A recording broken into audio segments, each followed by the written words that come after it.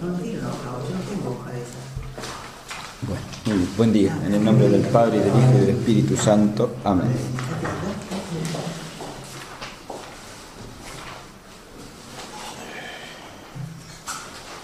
Al concluir la clase número 4, yo dije que la última parte de la clase, la tercera parte de la clase, la dejaba para después. Nos toca ahora retomar eso, ¿sí? Así que hoy vamos a empezar a partir de lo que era la tercera parte de la clase cuarta, que no alcanzamos a desarrollar y que va a ser la introducción de nuestra clase de hoy.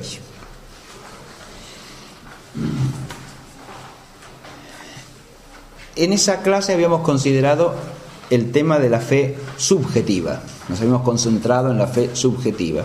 Y la última parte se ocupaba de algunas propiedades fundamentales de la fe subjetiva.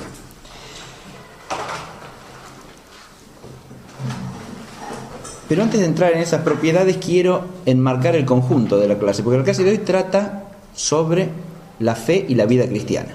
Precisamente el considerar las propiedades fundamentales de la fe subjetiva nos va a permitir entrar en esa temática de cómo se vincula la fe con el conjunto de la vida cristiana y con los elementos fundamentales que son constitutivos de esa vida.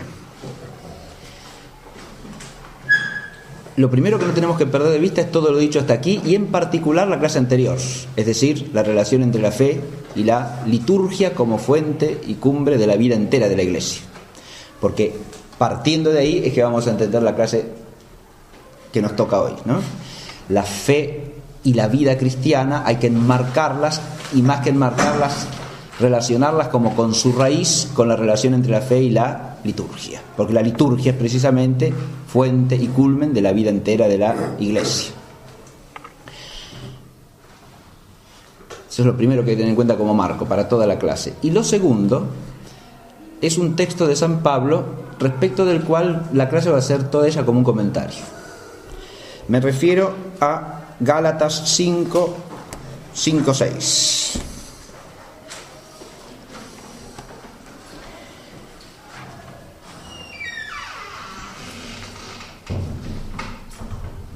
Pues nosotros, por el Espíritu, en virtud de la fe, aguardamos la esperanza de la justicia.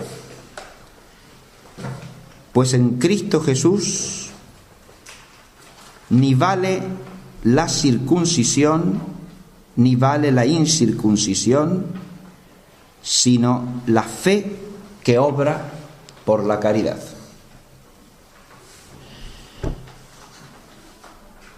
Este texto relaciona claramente lo que solemos llamar las tres virtudes teologales, ¿verdad? La esperanza que aparece al comienzo, pues en Cristo, dice, pues nosotros por el Espíritu, en virtud de la fe, aguardamos la esperanza de la justicia. En virtud de la fe, aguardamos la esperanza de la justicia. En este texto es claro que esperanza, más que por la esperanza en nosotros, el hábito de la esperanza, está aludiendo al término de la esperanza, ¿no? La esperanza de la justicia viene a ser eso que aguardamos, ¿verdad? La esperanza de la justicia. Justicia hay que entenderlo siempre en San Pablo en el sentido de la justificación y la santificación que nos comunica Dios por su gracia. De manera tal que aguardamos la esperanza de la justicia. La esperanza aquí, insisto, nos remite al término de la esperanza, que es lo que aguardamos, al objeto propio, a la meta que esperamos alcanzar confiadamente. Eso es lo que aguardamos. Pero aguardamos eso, dice el texto de Pablo, en virtud de la fe. Está señalando que la fe es raíz de esa esperanza que tenemos puesta en la meta que aguardamos alcanzar. Pero luego dice que en Cristo no vale nada ni la circuncisión ni la incircuncisión, sino la fe que obra por el ágape. Esta es la otra frasecita fundamental del texto, ¿no? lo que vale en orden a qué, a esa justicia de la que he hablado y al alcanzar esa meta que esperamos, ¿no? Lo que vale no es ni ser judío ni ser griego, ni la observancia de la Torá, es lo que desarrollaron en Romanos, ¿no? Ni la observancia de los preceptos de la antigua alianza, ni el servir a la conciencia según la propia razón natural, ¿sí? Ni ser griego ni ser judío, ni la incircuncisión ni la circuncisión valen para ser salvo, para la justificación, para eso solamente vale la gracia de Cristo. Pero acá no dice la gracia de Cristo, dice la fe que obra por el ágape, la fe que obra por la caridad o por el amor, como queramos traducir. Esa fe que obra por el ágape, eso es lo que vale. Ahora la fe, que en la oración precedente estaba vinculada a la esperanza, está vinculada al ágape. Muy bien. Este es el otro marco que tenemos que tener en cuenta para toda nuestra clase, porque en esta cuestión de fe, esperanza, fe y ágape es que vamos a desembocar como en el fin de la clase. Bien. Pero ahora sí, volvamos al principio y para retomar eso que había quedado pendiente. En su esquemita tienen ustedes enunciadas ahí 4 propiedades fundamentales y después el fundamento de esas propiedades. La primera es la infalibilidad de la fe divina. Esto se sigue claramente y necesariamente del objeto propio, porque el objeto propio que hemos explicado de la fe divina es Dios mismo como verdad primera. De modo que al creer con fe divina creemos en Dios y creemos la palabra de Dios. Ahora bien, en ese objeto no cabe error alguno, ni cabe engaño alguno. Por lo tanto, la fe necesariamente tiene un objeto verdadero, es infalible. Esta indeficiencia de la fe respecto de la verdad, lo primero que conviene que recordemos para entrar en la clase, ¿no? La fe nos pone en relación, nos relaciona realmente con la verdad primera, con Dios como verdad indeficiente, de manera que la fe considerada objetivamente es infalible. ¿Y la fe subjetiva también? La fe subjetiva también es necesariamente fe en la verdad. La fe divina, en cuanto es participada subjetivamente, sí. Entonces no nos podemos equivocar en la fe. No, claro. En cuanto por la fe divina adherimos al objeto propio de la fe divina, no cabe error jamás. Como dice, la expresión que figura ahí está tomada del Concilio de Trento. En uno de sus documentos el Concilio de Trento define precisamente esto, ¿no? Que sobre la fe divina no puede caer objetivamente nada falso. Nada.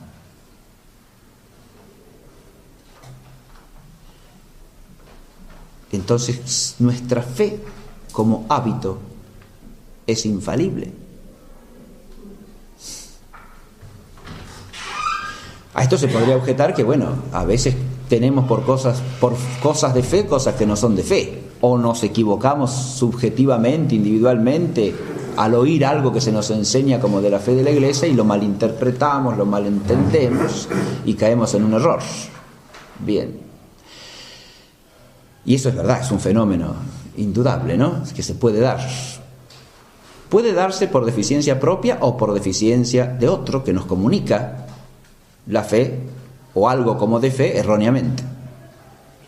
El que tiene el oficio de enseñar, ¿no? Puede pasar. Hemos dicho que hay infalibilidad en la comunicación del depósito en la Iglesia como un todo, ¿no? Pero individualmente el que comunica podría eventualmente errar. Sin embargo, esto no significa que la fe divina sea ahí errónea. Lo que se produce ahí es una corrupción de la fe, pero la fe misma nunca tiene por objeto el error. Accidentalmente puede caer bajo el hábito de fe algo que se ha enseñado como de fe sin serlo. Sí, pero eso es precisamente una corrupción de la fe, y propiamente no es objeto de fe el que tenemos delante. Por lo tanto, sobre él no se actualiza propiamente el hábito de fe. La fe subjetiva es participación de la fe de la Iglesia. Y si la fe de la Iglesia es indeficiente y es infalible en su totalidad, tomada adecuadamente, digamos así, la fe subjetiva, tomada en sentido propio, también lo es. Lo que puede fallar es el entendimiento del creyente en cuanto a que es humano. Pero como la fe se da en cuanto a hábito, en el entendimiento como sujeto propio, ahí puede caber el error, ¿se entiende? Puede fallar nuestro entendimiento al tratar de alcanzar el objeto de la fe, pero no la fe misma. En la medida en que el entendimiento está iluminado por la fe divina, en la medida en que lo está, es infalible porque recibe una luz de la sabiduría divina, es decir, una participación en la sabiduría misma que es indeficiente. La deficiencia está de parte de nuestro intelecto en cuanto éste trata de alcanzar, y por un hábito, un esfuerzo humano, ¿no?, el objeto propio de la fe y entenderlo. ¿Sí? Bien. Pero eso es la corrupción de la fe, no la fe misma. Otra cosa, una cosita más agrego para seguir. Esto se relaciona también, o sea, un tema que tiene que ver con una expresión clásica que conviene retomar y reflexionar siempre, que es la del sensus fidei, el sentido de fe, ¿no? Si nuestro entendimiento se puede equivocar en alguna cosa, y eso es obvio que sí, porque es falible en cuanto a entendimiento humano, al captar el objeto propio de la fe, sin embargo, en la medida en que la fe objetiva arraiga en nuestra inteligencia, y por lo tanto la totalidad de nuestro espíritu está abierta a la luz divina, y vivimos en conformidad con eso, y por lo tanto esa luz se arraiga progresivamente más y más, se genera en nosotros lo que se llama el sensus fidei, un sentido de fe. Así como en la inteligencia natural hay lo que se llama el sentido común, ¿no? Es decir, una sensatez elemental a que nos induce la luz de la razón, ¿no? Hay una cosa análoga, que ese es el sentido de la fe, ¿no? Una sensatez elemental a que nos induce la luz de la fe. Pero ya no es una sensatez natural esta, sino sobrenatural. Es como un sentido que nos hace detectar que algo no encaja del todo en la verdad, ¿no?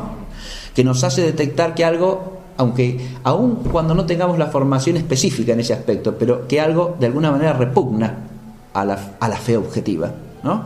Eso es el sentido de la fe. Ese es un sentido que, obviamente, para existir implica todo eso que dije recién, por lo menos, ¿no? Una fe arraigada vivamente en la inteligencia, formada, ¿no? Y al mismo tiempo una vida conforme con la fe que haga que la luz de la fe realmente ilumine la totalidad del entendimiento. Porque fíjense, ahí hay una cuestión que tiene que ver con la naturaleza humana ya, ¿no? Sin la sinergia, o sea, sin la cooperación de la inteligencia y de la voluntad, o sea, de la teoría y de la práctica, la verdad misma queda arruinada o queda estorbada, ¿no? En el orden natural también pasa lo mismo. Si yo no vivo conforme a la verdad que entiendo, ¿no?, entonces la inteligencia de la verdad se va oscureciendo porque la voluntad y los afectos le ponen obstáculo al ejercicio del acto de entender, ¿no? En lugar de fomentarlo, ¿no?, y de con el amor a la verdad que brota de la inteligencia, promover el ejercicio del acto de la inteligencia hacia su fin natural, que es la verdad, hace lo contrario, ¿no? Le pone obstáculos, la desvía, la entenebrece, ¿no? Bien. Esto también puede darse en el ámbito de la fe, claro. Puede repercutir así el ejercicio inadecuado de la vida práctica, es decir, puede repercutir en la falta de claridad y de lucidez en la propia fe. Bien. Segunda propiedad, ¿cuál es? La certeza firmísima. Esto es algo que los escolásticos han desarrollado con precisión, ¿no? Los remito al texto de Ramírez que había usado en esa clase, recuerdan, sobre la fe divina. La fe tiene la certeza máxima en el Via Dolce. Es certísima, es más cierta que cualquier otra cosa. La certeza de la fe es máxima, ¿por qué? Más que la del conocimiento natural, ciertamente, más que la ciencia de orden natural, más que la fe humana, por supuesto. Tiene una certeza máxima porque se apoya en ¿qué? Ahí tenemos el objeto formal quo que habíamos visto en esa clase, ¿no? Se apoya en la verdad misma que es Dios, de manera tal que la garantía de la verdad de lo que creemos es Dios mismo. No puede haber nada más cierto que eso. En la medida que el acto de fe existe, recae sobre todo el objeto material de la fe con una certeza máxima. ¿Sí? Bien. Entonces la fe es indeficiente en cuanto a la verdad, primero, y segundo es certísima. Tercero, es santificante. Puse ahí una pregunta. ¿Es santificante la fe? Cuando hablamos de la gracia en general decimos que la gracia es santificante, ¿no? La gracia es santificante. Muy bien. La fe es un don de la gracia. Ahora bien, ¿es santificante la fe o no? Y la respuesta es claramente afirmativa. Hay varios textos en San Pablo, hay muchos textos que hablan de la fe como principio de la justificación, es decir, de la santificación. Ahora, para decir la respuesta de modo preciso hay que decir lo que yo puse allí, ¿no? La fe es santificante como principio de santificación. ¿Qué quiere decir esto? Que la justificación empieza por la fe, pero no se agota en la fe. Y los remito al texto de Gálatas que leímos primero, ¿no? Es la fe unida a una esperanza que nos conduce con confianza a la meta, pero también es la fe que obra por el ágape, es la fe que obra por el ágape. Esa es la que santifica, ¿no? Porque acá esto desemboca en otro problema para que se termine de entender esto. Claro que la fe es santificante. La fe es santificante como principio de santificación. ¿Qué quiere decir esto? Como la entrada en la comunicación santificante de la gracia. Claro, ¿no? Es el principio. Es santificante porque nos hace partícipes, como decíamos, de la sabiduría divina y de la verdad divina. Claro. Y eso es santo, ¿o no? Y claro. Sin duda alguna. Nos comunica con el Dios unitrino, nos hace vivir de cara a Él, de manera tal que, claro, que es el principio de la santificación. Porque por la fe conocemos que Dios es el Padre y el Hijo y el Espíritu Santo y lo podemos nombrar como quien es, ¿no? Ahí está el principio de la santificación. Y por la fe nos abrimos a la verdad que Él nos comunica. ¿Para qué? Para que por esa verdad se nos abra el camino de la vida verdadera, que es la vida eterna. Ahora bien, es principio porque es un inicio o una incoación de una vida de santificación que no se agota en el acto de fe. No. La fe, digamos así, es el principio, pero no es la totalidad de la santificación. Para que se termine de entender bien esto hay que ir a la cuarta propiedad. Ahí hay otra pregunta. ¿Es la fe cristificante? Porque, fíjense, la santificación es otra cosa que la deificación, para usar el término usual en los padres griegos, ¿no? La theosis, la deificación, según aquella expresión que aparece en San Atanasio, ¿no? El verbo se hizo hombre para que el hombre fuese deificado, ¿no? Dios se hace hombre para que el hombre sea divinizado, ¿no? Ahí está la theosis, que es la santificación, como decimos nosotros en latín, ¿no? La otra expresión es más fuerte y más profunda al mismo tiempo, ¿no? Pero hay que recordar cuando se habla de santificación que la santidad en el sentido bíblico, que es el que está nombrado en esa expresión, es un atributo divino, o sea que son equivalentes los términos, ¿no? Santificar y deificar están hablando de lo mismo. Pero deificar es al mismo tiempo cristificar, ¿o no? Porque somos divinizados por la mediación del único mediador entre Dios y los hombres, que es Cristo Jesús. De modo que somos santificados en la medida en que, como dice Pablo, ya no somos nosotros los que vivimos, sino que Cristo vive en nosotros. De modo que la vida nuestra es vida por Cristo, con Él y en Él. Pero la fe es cristificante. Y acá retornamos a un problema que ya habíamos planteado. ¿En Cristo hay fe?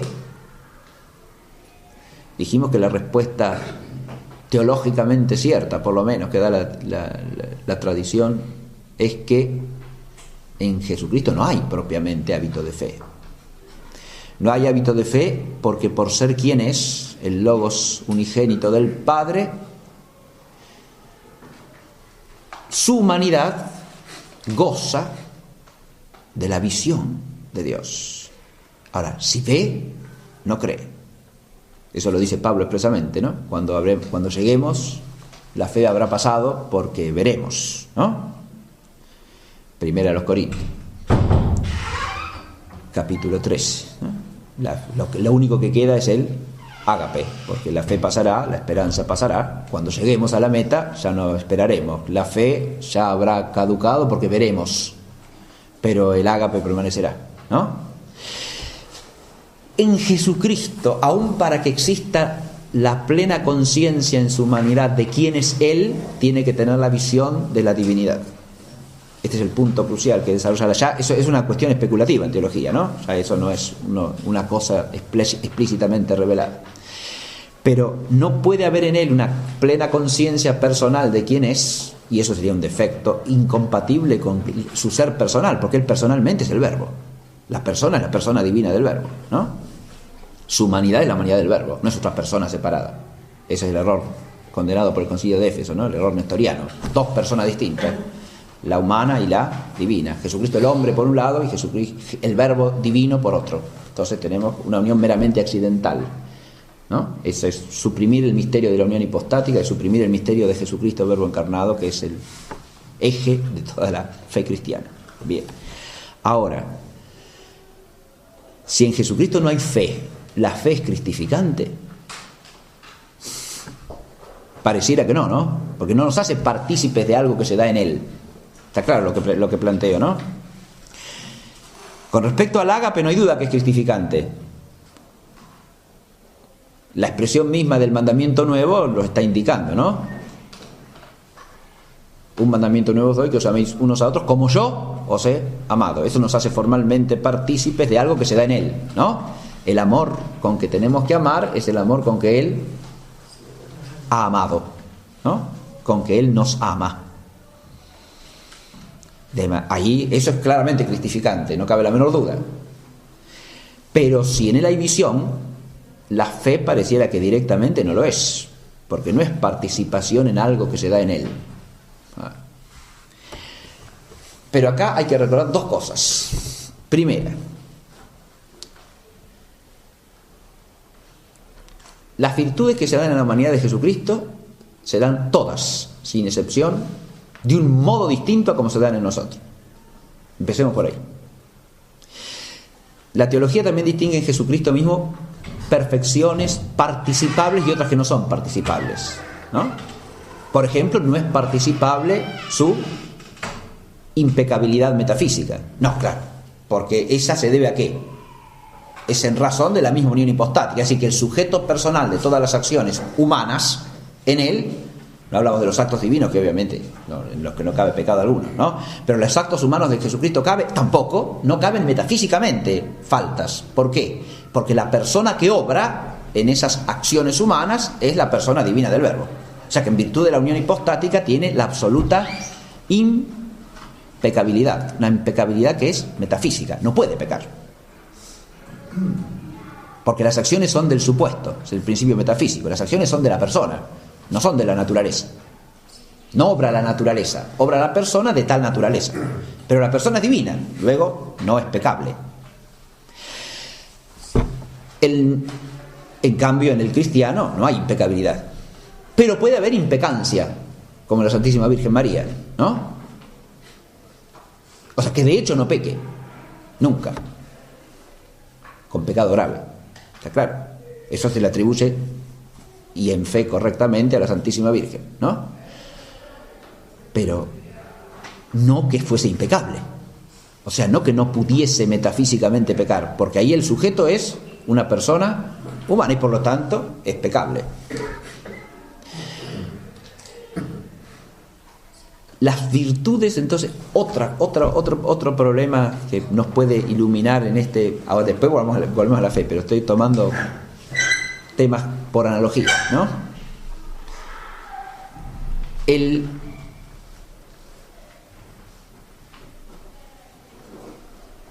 Análogo a este tema de la impecabilidad y la impecancia es, por ejemplo, el tema del celibato virginal en Cristo, ¿no? El celibato en Cristo no es el mismo que en cualquier cristiano. Porque de nuevo es un celibato metafísico, diríamos así. Porque la relación matrimonial es entre dos personas humanas y no puede ser otra cosa, propiamente hablando, porque exige dos personas que sean complementarias en la misma naturaleza. Ahora bien, Jesucristo no tiene ni puede tener par en el orden personal. Las únicas personas que son pares con Él son el Padre y el Espíritu Santo, porque es persona divina. No puede tener paridad personal, pues no puede tener una esposa humana, digamos así. Es metafísicamente imposible eso. Bajo esa razón, su celibato no es participable por nadie, pero como virtud en la humanidad, es decir, como consagración de la naturaleza humana entera al reino de los cielos, eso sí, bajo ese respecto sí. La impecancia no puede darse en otro, pero la impecabilidad, pero la impecancia de hecho podría darse en la medida en que existiese un amor tan intenso por el reino de Dios que la persona de hecho no pecase nunca gravemente, ¿está claro? Eso se ha dado en la Santísima Virgen María y se puede haber dado en muchos otros santos a lo largo de la historia, que de hecho nunca a lo largo de su vida cometiesen un pecado mortal.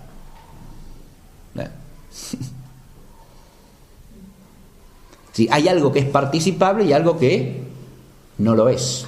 Lo que tiene de razón de absoluta perfección en virtud de la unión hipostática no es participable. Lo que tiene de razón de perfección moral en relación con la naturaleza humana en orden a su fin último, eso sí es participable. Ahora, ¿qué pasa con la fe? La fe en Él no se da porque se da algo más perfecto que la fe. ¿Qué se da? Y la visión. Es decir, ¿tiene ante sí la verdad divina en la que nos introduce la fe? Sí, pero de un modo más perfecto. No es que su humanidad no está toda ella llena de la luz de Dios. Al contrario, está más llena. Está llena de un modo mucho más perfecto que si tuviese fe. Esa perfección es participable por el hombre, esa de ver, sí. No como se da en Cristo tampoco. Porque la visión que tiene la naturaleza humana de Cristo es la visión que tiene una naturaleza humana unida a la persona del Verbo. Esa visión es exclusivamente suya. Ahora, la visión en cuanto visión en la gloria que nos beatifica, a eso es a lo que estamos llamados, la esperanza que decía el texto de Pablo, hacia la que tendemos, ¿no? Pero, eso sí es participable, pero no en el viador. Y no mientras caminamos en este mundo, no mientras estamos en el tiempo. Ahora, ¿qué es lo que nos da el anticipo de eso en el tiempo? Y la fe. La fe no es la visión, pero la fe nos comunica algo de esa luz que nos iluminará plenamente cuando seamos semejantes a Él, porque le veremos tal cual es, ¿no? Dice la Escritura. De manera que ahora vamos a la respuesta. ¿La fe es cristificante? Dice, la fe no es cristificante en cuanto a la esencia del hábito específicamente considerada. No. En cuanto a la esencia del hábito específicamente considerada, esa esencia, no. ¿Por qué? Porque la esencia del hábito consiste en ese asentimiento credencial que implica no ver, ¿no? Eso es lo que en Cristo no se da. Pero sí en cuanto al efecto del mismo, porque si bien al modo del viador nos hace realmente partícipes de la sabiduría divina. En cuanto a la esencia misma del hábito, no es cristificante. No nos asimila a Cristo, digamos, intrínsecamente. No nos hace semejantes a Él. Pero en cuanto al efecto del hábito, sí, porque ¿cuál es el efecto del hábito? Cierta participación en la verdad misma que es Dios. Cierto conocimiento del Dios que es uno y trino. Cierto conocimiento del misterio del Verbo encarnado. Cierto conocimiento de la totalidad del designio divino sobre la creación. Y esa luz que realmente nos ilumina, nos cristifica, claro que sí. Esa luz en Cristo existe esplendentemente, como la luz de la visión, ¿no? Salvo que esté impedida en algún momento, ese es otro tema teológico, en algún momento accidentalmente como impedida de derivar con todas sus consecuencias, ¿no? Que eso hay que pensarlo en algunas circunstancias, en el misterio de la vida de Jesucristo, ¿no? Así como su gloria divina no redunda habitualmente sobre su humanidad, ¿no? Podemos decir que la visión beatífica que tiene en algún momento puede no redundar plenamente sobre la totalidad de sus facultades humanas. Eso es otro problema. Pero que tiene la visión, eso sí, siempre, ¿no? Y por lo tanto no fe en sentido propio. Pero el efecto de la fe y el efecto de la visión son cierta participación en Dios como verdad. O sea, el objeto formal sí es coincidente. Y entonces de alguna manera nos cristifica en cuanto es luz. Por eso puse al final ahí la luz de la fe y el claroscuro de la fe. Son dos cosas, dos expresiones que ya existen en la tradición patrística y que arraigan en las expresiones de Pablo y de Juan, cuando hablan de la fe del cristiano. La fe es luz, y en cuanto que es luz nos cristifica, diríamos. Ahora, también es claroscuro, porque no es visión, ¿no?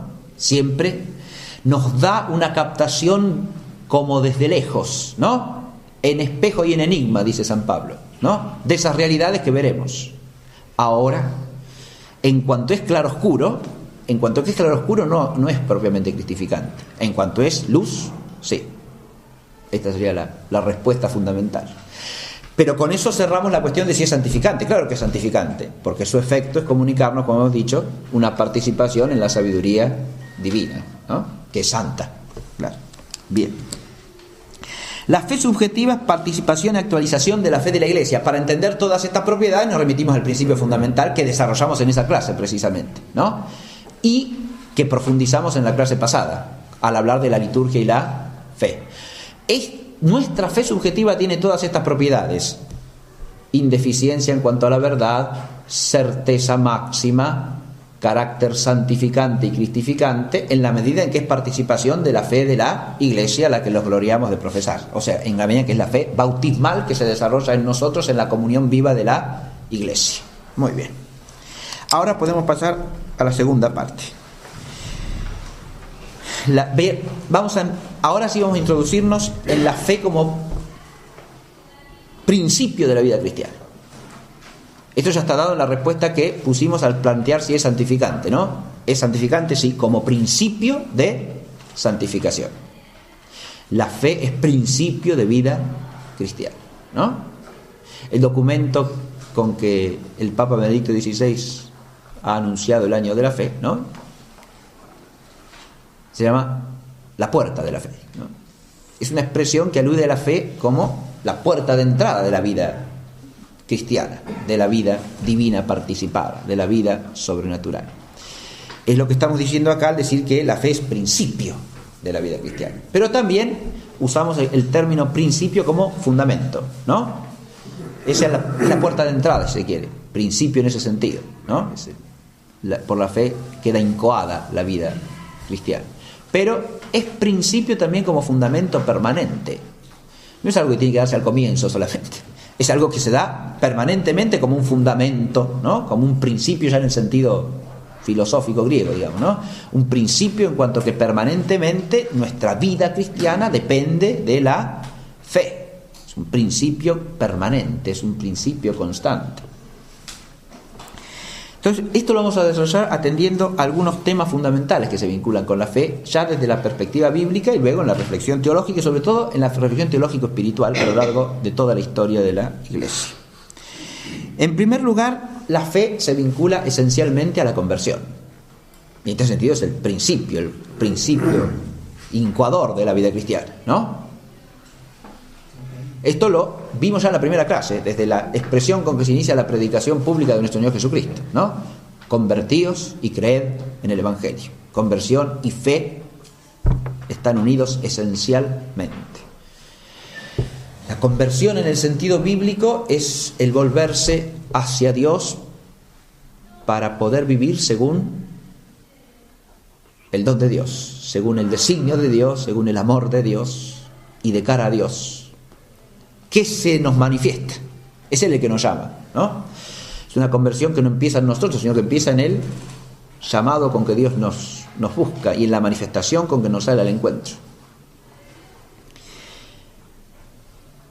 La conversión y la fe las podemos señalar de dos maneras. Primero, la conversión a la fe. ¿Qué queremos decir con esto? Es el tema que ha tratado tradicionalmente la teología como la fe inicial, ¿no? La conversión a la fe, ¿qué implica? Claro, sí, la conversión a la fe se da en quién, en el que todavía no la tiene, ¿no? La conversión a la fe, conversión como conversión hacia la fe, se da en el que todavía no tiene la fe, ¿sí? En el hombre que no ha recibido la fe, ¿no? Por la gracia del bautismo. Esa es la conversión a la fe, que implica un movimiento total del hombre hacia quién, y hacia Dios, claro, evidentemente, hacia Dios que se le revela. Eso implica ciertamente toda la disposición del hombre, de todas sus capacidades, de todas sus potencias. Implica en el hombre cierto conocimiento de Dios, ¿o no? Previo, y sí, porque si no, ¿cómo se vuelve a Dios, ¿no? Implica también una voluntad dirigida hacia Dios, y claro, un amor de la verdad, un amor del bien, ¿sí? Y hasta podemos decir una búsqueda del bien sumo, claro, todo eso. Uno puede usar las expresiones que quiera en ese aspecto, pero de alguna manera hay que decirlo eso. Es decir, si el hombre no busca el bien sumo, el bien sobre todo bien, si el hombre no ama el bien objetivamente, sobre todo bien, el bien verdadero, como dice San Agustín, ¿no? No se conforma con bienes aparentes y mezquinos que él mismo se puede formar, ¿no? Que él mismo se puede hacer y que puede manipular como quiera. Si el hombre está buscando aquello que la totalidad de su ser le pide buscar, entonces está orientado hacia, ¿no? Dios, de alguna manera. Esto es todo lo que se llaman los preámbulos de la fe, ¿verdad? Lo que interviene acá, los preámbula fidei, esas predisposiciones para abrirse a la revelación como hecho. Nadie se puede abrir al hecho de la revelación si no entiende que hay un ser divino, por ejemplo. Entonces, ¿cómo? ¿De revelación de quién? A ver. ¿Quién se revela? ¿De qué se está hablando? Esa palabra que se me anuncia es la palabra de quién, ¿no? Entonces, hay toda una predisposición en el hombre que todavía no es la fe, ¿no? Pero que es como un prerequisito que lo orienta hacia la fe. Ahí no tenemos todavía el creyente, tenemos el hombre que puede realmente recibir el don de la fe, ¿no? Que puede realmente recibir.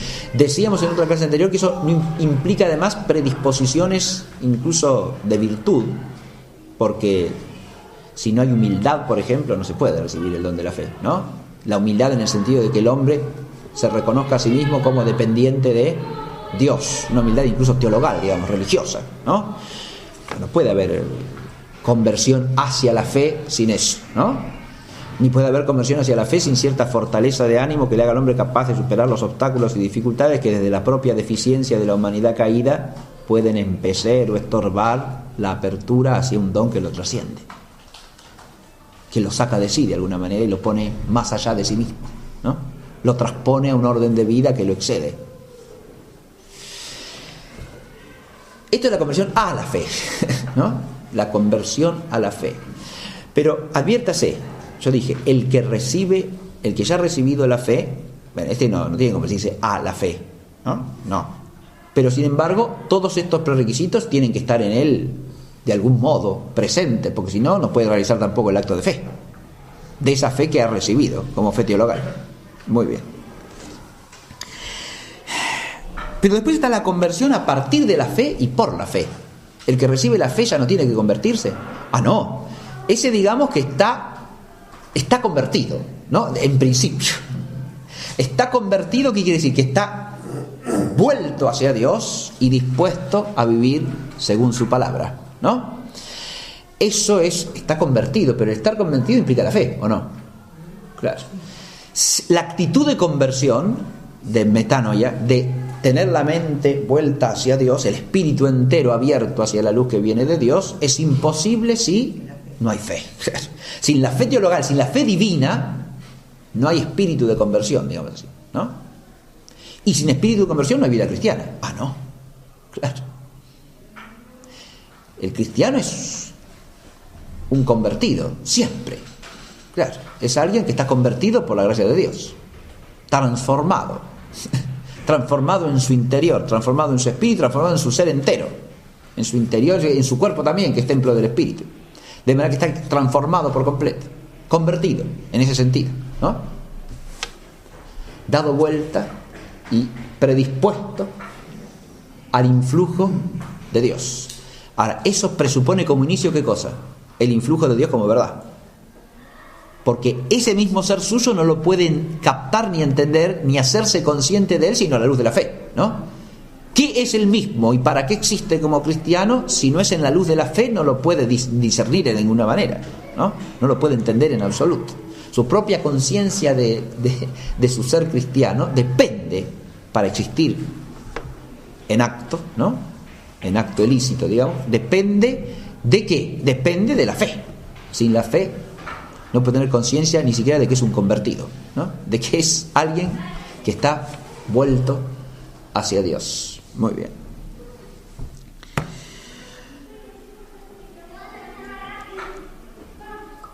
Esto implica la relación entre la fe y la oración también, claro, desde el principio. ¿La oración es raíz de toda la vida cristiana o no? Y claro. El cristiano es un converso, pero el cristiano es también un orante. No hay vida cristiana sin oración. Claro, no hay vida religiosa sin oración.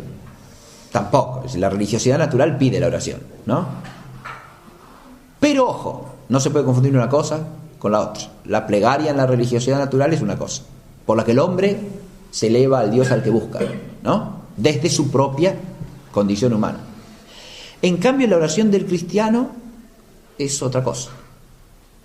Sí, implica eso y lo asume, pero lo trasciende. Si no, no es oración cristiana. Ya implica la conversión y por lo tanto implica esa fe viva desde la cual oramos. Yo puse ahí una expresión de Santa Teresa que me parece una definición magnífica de la oración cristiana, no de cualquier oración. Esta define la oración del cristiano. Santa Teresa dice, cuando se me pregunta qué es la oración, creo que la mejor manera de caracterizar es decir que es un trato de amistad con Dios. Claro. La oración es un trato de amistad con Dios. Es una fórmula hermosísima, pero, claro, hay que entenderla. Bien. ¿Qué quiere decir eso? Es una fórmula que hay que entender a partir de San Juan. Es una fórmula joanea para definir la oración, digamos, la que usa Teresa. ¿Por qué? Porque hay que entender que esa fórmula implica eso que les dice Jesús a los discípulos en la cena, ¿no? Ahora ya no os llamo siervos, sino amigos, porque os he dado a conocer todo lo mío. Fíjense ustedes que es Él el que nos hace amigos. En ese hacernos amigos, a quienes no podemos ser amigos por naturaleza suyos. Porque la amistad implica, como dice muy bien Aristóteles, paridad, de nuevo, ¿no? Pero una paridad, acá, esto está trascendido sobrenaturalmente, pero claro, entonces el concepto de amistad acá no es la amistad en sentido... No, momentito. No sea la amistad como la amistad que puede haber entre dos seres humanos. Eso es lo que no puede haber. Si nosotros pretendemos tratar a Dios como un amigo humano, ya no es más Dios. Se acabó no solo la relación cristiana del hombre con Dios, se acabó la relación del hombre con Dios. No hay ni religiosidad ahí. ¿Se entiende? Si yo lo que hago es rebajar a Dios a la condición de un amigo mío humano, bueno, entonces no.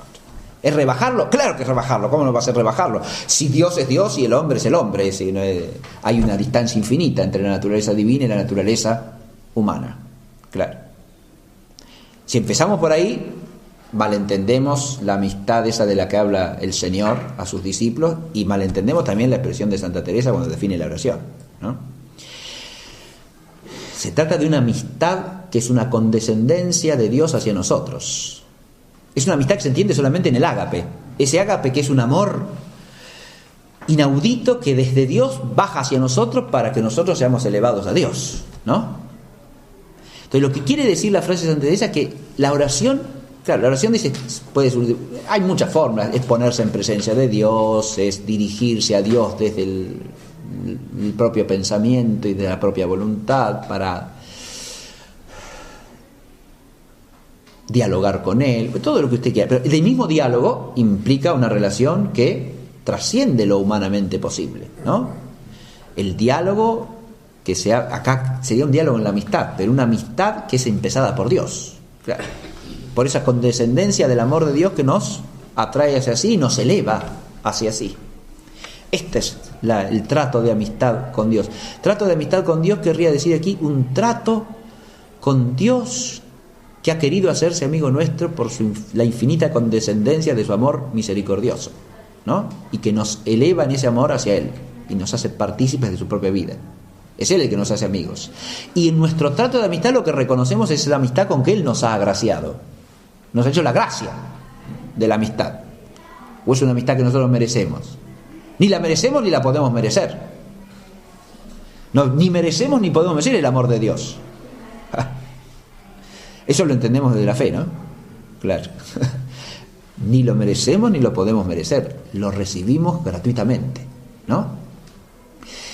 Entonces la gracia es como una respiración de la vida divina en cuanto a hechos conscientes de que estamos puestos en ese amor y en esa amistad con que Dios nos agracia, podemos dirigirnos a Él confiadamente, ¿no? Podemos levantar a Él nuestro corazón, ¿no? Primero podemos nombrarlo con un nombre que trasciende nuestra capacidad de nombrar. Porque cuando empezamos la oración haciendo la señal de la cruz, diciendo en el nombre del Padre y del Hijo y del Espíritu Santo, estamos nombrando a las tres divinas personas. ¿Es posible eso si Dios no se hubiese hecho nuestro amigo en el sentido cristiano? Es decir, si no hubiese condescendido a través del misterio de la encarnación, haciéndose hombre para que el hombre fuese divinizado. Imposible, ¿está claro? Y ahí está la fe en el medio. Claro, sin la fe no podemos nombrar al Padre y al Hijo y al Espíritu Santo. Y por eso no podemos ni empezar la oración cristiana sin la fe. Está claro esto, ¿no? La fe está... No podemos nombrarla a Dios como quien es, pero por la fe sí. Por la fe lo podemos llamar por su nombre, porque sabemos quién es, que es el Padre y el Hijo y el Espíritu Santo. Y el nombre del Señor Jesucristo tampoco lo podemos proferir sino en la fe, ¿no? Como dice San Pablo, sin el Espíritu no podemos decir Abba, Padre. Sin el Espíritu no podemos decir Jesucristo es el Señor. Pero decir Abba, Padre, decir que Jesucristo es el Señor, ¿no son actos de fe? Claro. En el Espíritu Santo podemos, por la fe, dirigirnos a Dios como quien es, nombrarlo. Y en el nombrarlo empieza la oración. Claro. Esto, a partir de aquí podríamos seguir hablando de la oración unas cuantas clases más, pero basta. Esto es para entrar, fíjense, el concepto mismo de la oración cristiana, que recordemos, es primariamente oración ¿qué? Eso lo puse ahí expresamente al final, ¿no? Es oración privada, pero antes es oración litúrgica. Vincular a la fe con la oración nos ayuda a entender eso también, ¿no? La fuente de toda oración es la oración litúrgica. De ahí brota toda nuestra oración. Aún ontológicamente hablando, porque por la liturgia del bautismo recibimos el don de la fe, sin el cual no podemos orar cristianamente. ¿Está? Vivimos en la gracia por el bautismo, que es una acción litúrgica. Ahora, nuestra participación en la liturgia es la oración por excelencia del cristiano, ¿sí? Oramos. El Padre Nuestro que cantamos o que oramos en la liturgia es el Padre Nuestro principal de nuestra oración, digamos. Es el Padre Nuestro básico, primordial, ¿no? El que decimos junto con todos nuestros hermanos en la asamblea de los bautizados, de los resucitados, claro, como dice San Pablo, de los que están de pie delante del Señor porque han recibido la gracia de Cristo resucitado, ¿no? Bien. Que es así como se reza el Padre Nuestro, ¿no? De pie. Esa es porque es la manifestación de que somos hijos en el Hijo, amados en el amado, que podemos llamar a Él Padre en el Hijo.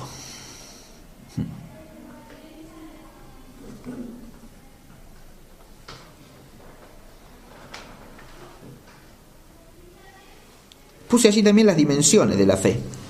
Todas las dimensiones de la fe, las dimensiones de la oración, que son inseparables de la fe como acto en cada una de estos aspectos que no vamos a hacer más que nombrar ahora, porque si no se nos va a ser muy largos. La oración es, primero que nada, adoración. Claro que sí.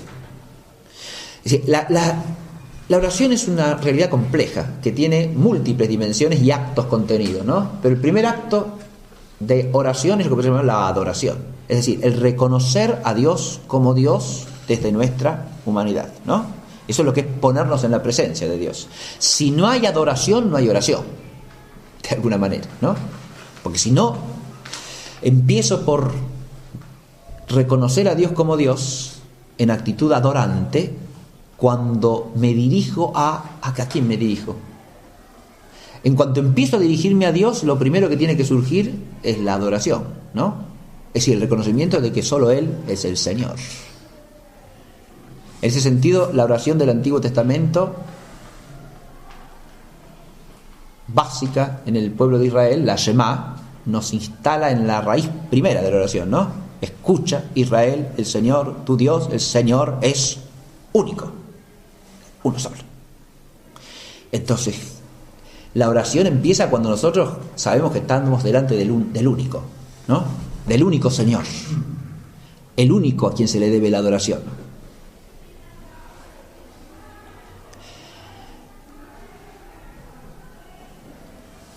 Esa adoración en la tradición bíblica está vinculada al amor o no. Y claro, porque la Shema, ¿cómo sigue? Amarás al Señor tu Dios con todo tu corazón, con toda tu alma, con todas tus fuerzas. Y ese amor es una respuesta al amor con que Dios se le manifiesta al hombre al que le permite nombrarlo, ¿no? Bien. Adoración, después petición. Claro, la oración es petición, sí, es súplica, es petición. Porque en la medida que reconocemos a Dios como Dios, nos reconocemos a nosotros mismos como nosotros mismos. Y nosotros mismos somos deficientes. La deficiencia, la miseria necesitada, la necesidad menesterosa. Nosotros somos pedigüeños por condición necesaria, ¿sí? Claro. Entonces, en la medida en que reconocemos a Dios como Dios, luego nos reconocemos a nosotros mismos como nosotros mismos y empezamos a pedir, ¿no? Pero, ¿qué pedimos? Claro. ¿Qué pedimos? Acá de nuevo la fe nos enseña a pedir lo que hay que pedir, ¿no? El Padre Nuestro es un modelo de petición, ¿no? ¿Y qué es lo que pedimos? Claro, que se haga su voluntad, ¿no? En toda la creación, en la tierra como en los cielos, ¿no? Claro. Que venga su reino. Eso es lo que pedí. Y después debajo de eso todo lo que se quiera, claro. Lo que sea conforme al reino, sí. Que venga el reino. Pedimos algo en lo que nosotros mismos estamos involucrados, ¿o no? ¿Y cómo? Como beneficiarios y como actores también, porque estamos llamados a cooperar en que venga el reino. O sea que la petición tiene una dimensión, en el sentido bíblico, de, digamos así, de total receptividad, ¿no? Confiada del don de Dios. Porque como decía San Agustín, cuando le pedimos algo a Dios, tenemos la certeza de que o nos lo dará o nos dará algo mejor. Si lo que pedimos es un bien a la luz de la fe, nos lo dará o nos dará algo mejor. Aclara después San Agustín que ese algo mejor puede a nosotros no parecernos mejor de entrada, pero que Dios seguramente sabe que es mejor. Sí. Esta semana pasada estuve releyendo una novelita que creo que la leí 4 veces ya, esta debe ser de la 5ª, ya la terminé de nuevo. Es una novela de un jesuita español que era el padre Coloma, que se llama Boy, no sé si la habrán leído, un escritor español de principios del siglo XX, ¿sí? Bien. Luis Coloma, Boy. Bien. Ahí el personaje central es un aristócrata que le llaman Boy de apodo, ¿no? Boy como chico en inglés, ¿no? Boy. Bien, así se llama la novela. Bien. Y él es un hombre, es un muchacho que tiene una vida un poco desordenada, pero al final él le dice al amigo que ha compuesto una oración. El amigo se le ríe a las carcajadas de entrada, vos una oración. Dice, bien. Y la oración que él hace es, dice, suele decirse en castellano que a los locos hay que atarlos, ¿no? Entonces él le dice que había leído un poema de Lope de Vega, ese que dice, loco debo de ser, pues no soy santo, ¿no? Entonces dice, ahí me sentí identificado como un loco, yo estoy loco. Si uno entiende algo a la luz de la fe y no es santo, porque está loco. Entonces, como a los locos hay que atarlos, dice, la oración que he compuesto es le pido a Dios, átame y ten piedad de mí. Átame y ten piedad de mí. Él hace un poquito más larga de entrada, pero no la quiero decir toda de memoria porque no la recuerdo exactamente, y es preciosa, leída en buen castellano, ¿no? Porque dice, átame a mí que soy ruin, miserable, y que si tú no me atas me pierdo, me extravío, toda una serie de cosas muy lindas, ¿no? Pero el resume al final en esa fórmula abreviada, ¿no? Que es átame, Señor, y ten piedad de mí, ¿no? Átame, bien, como a los locos. Entonces, es una oración muy linda, más de graciosa, muy profunda, hermosa oración. Bien. Al final el Señor lo ata de una manera impresionante, el final de la novela, pero no se las cuento, en realidad no.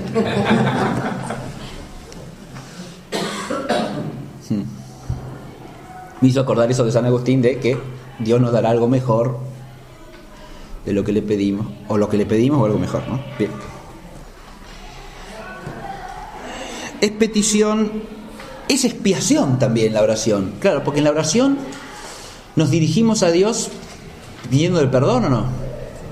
Es la oración primera también, ¿no? La oración es adoración, es petición, es expiación, claro. Señor, ten piedad. Y claro, así empezamos, ¿no? También. Empezamos nombrando a Dios y después le pedimos que tenga piedad. Claro. Sí. Esa dimensión de la oración es necesaria, ¿por qué? Y porque como, de nuevo, así como reconocemos nuestra miseria necesitada del auxilio de Dios, reconocemos nuestra miseria necesitada del perdón de Dios. Entonces nos dirigimos a Él siempre en esa actitud de expiación y de arrepentimiento. Ahora, ¿esto es inseparable de la fe también o no? Y claro, porque implica poder discernir a la luz de la fe qué es lo que hemos hecho y qué es lo que no hemos hecho, respecto de lo cual le tenemos que pedir a Dios que tenga piedad, ¿no? Pero además, lo que somos. Porque en cuanto miramos lo que somos, también nos damos cuenta que aunque no hayamos hecho o no hecho algo que debíamos hacer o no debíamos hacer, sin embargo le tenemos que seguir pidiendo piedad, ¿no? Después, repristinación puse ahí, que es otra dimensión esencial de la oración. Yo diría que es como el centro de la oración, de alguna manera, esto, porque la oración es lo que nos permite reubicarnos en relación con Dios y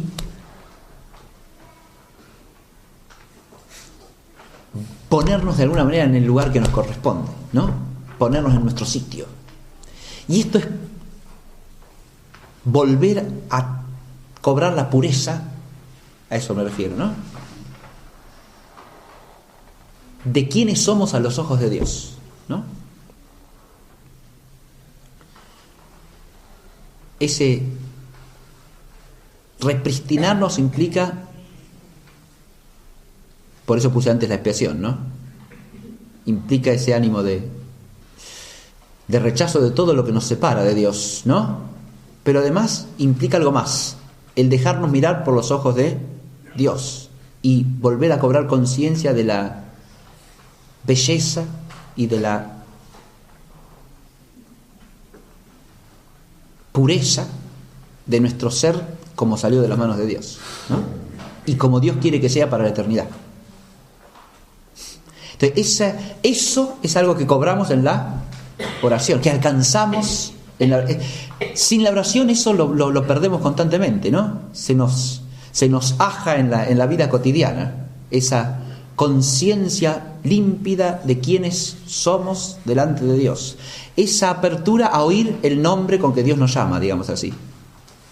en la infinita luz y en la perfección del amor de su eternidad soberana. El nombre con que nos nombra, el nombre con que nos crea, con que nos transforma, con que nos santifica. Pero tenemos que dejar que nuestro ser entre en la presencia de Dios para eso, ¿no? Y que el Espíritu nos rescate de nuestra propia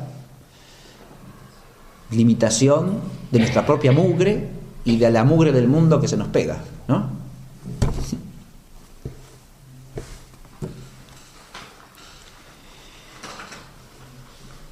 Es vivificación la oración. Sí, hay una expresión clásica según la cual la oración es la respiración de la vida cristiana, ¿no? Es como lo que nos permite recobrar el aire, sí, y es así, ¿no? La oración, sin la oración nos asfixiamos, ¿verdad?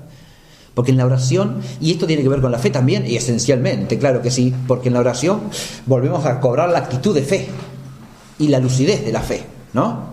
Al ponernos en la oración, fíjense, la fe se actualiza en la oración, ¿no? Porque la oración es un acto de fe. Sí. Pero al mismo tiempo, al orar, la fe se vivifica, ¿no? Al orar la fe cobra aire, cobra aliento, ¿no? Es el aliento del Espíritu, obviamente. Es el aliento del Espíritu de Dios que está en nosotros y que nos vivifica desde dentro, ¿no? Que opera en la interioridad nuestra y que al mismo tiempo nos trasciende, ¿no? Ese Espíritu Divino que es el principio edificante de la Iglesia entera, ¿no? Cuando oramos en ese Espíritu y dejamos que el Espíritu nos dé la vida, nos comunique la vida, ¿no? Nos abrimos a la comunicación de la vida, ¿no? Si tomamos la oración litúrgica como modelo, eso se ve espléndidamente, ¿verdad?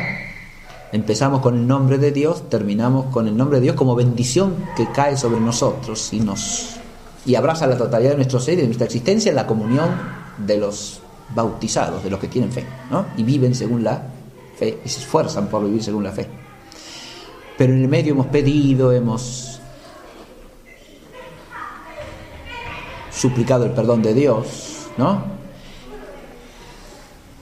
Pero además hemos alabado, ¿o no? Claro, eso es lo que la oración es ahora última y supremamente. Porque después de todo eso, la oración, ¿qué le queda a la oración? Más allá de todo esto, a lo principal. Lo que se relaciona directamente con lo primero. Porque si reconocemos por adoración a Dios como Dios, lo primero que hay que hacer, ¿qué es? Alabarlo, claro. Todo lo demás viene de nuestra pequeñez. Tiene más que ver con nosotros que con Dios. Pero como Dios nos quiere a nosotros, tenemos que dejar que nos agarre, ¿sí? Que nos ate, como decían. Es decir, hay que dejarlo que... Y todo... ¿Quién pide? Y pedimos nosotros, porque pedimos. ¿Quién pide perdón? ¿Y quién necesita purificarse y volver a cobrar luz, ¿no? En la interioridad. ¿Quién necesita? Y nosotros necesitamos todo eso, ¿no? ¿Quién necesita ser vivificado? Nosotros. Ahora, esa necesidad es desbordada por otra cosa que la trasciende, es la alabanza. Acá de nuevo podemos decir, todo lo demás, al término del camino, está llamado a cesar, ¿no? Las otras dimensiones de la oración. Pero la adoración y la alabanza, esas permanecen, ¿no? Claro, permanecen para siempre, ¿no? Pero relacionadas con todo lo anterior, según aquello que dice el salmista, cantaré eternamente tus misericordias, Señor, ¿no? Cantaré eternamente el don del amor de Dios, ¿no? Que es la manifestación del amor que Él es.